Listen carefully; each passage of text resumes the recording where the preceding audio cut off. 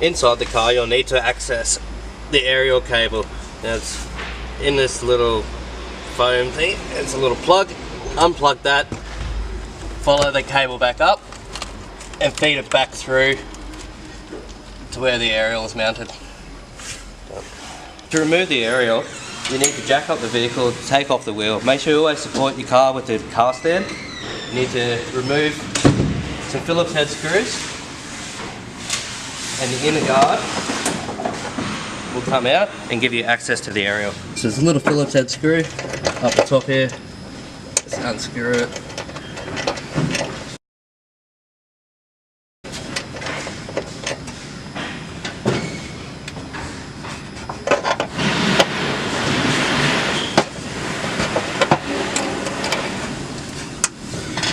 You'll need a 13mm socket to undo the mounting bracket.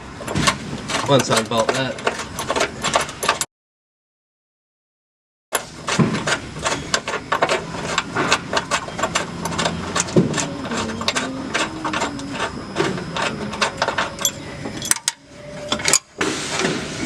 you can feed the old aerial out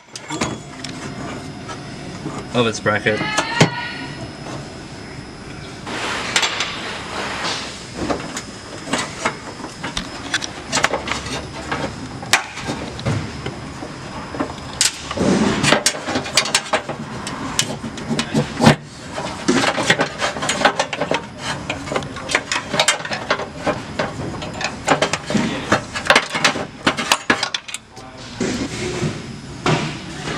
Now you will need to reuse the old mounting bracket, so just loosen this 13mm nut and slide it off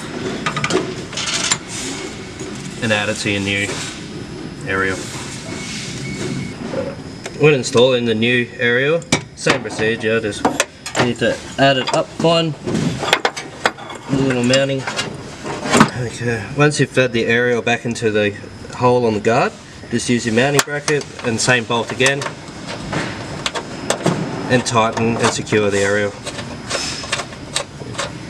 Once your aerial is mounted, make sure you reconnect your earth strap off the new aerial with the Phillips head screw. Feed your new aerial cable through the firewall and make sure you seal the grommet so no water or dirt can get in. Once you've fed the cable through, make sure you just plug it all back in and secure it up and out of the way and test.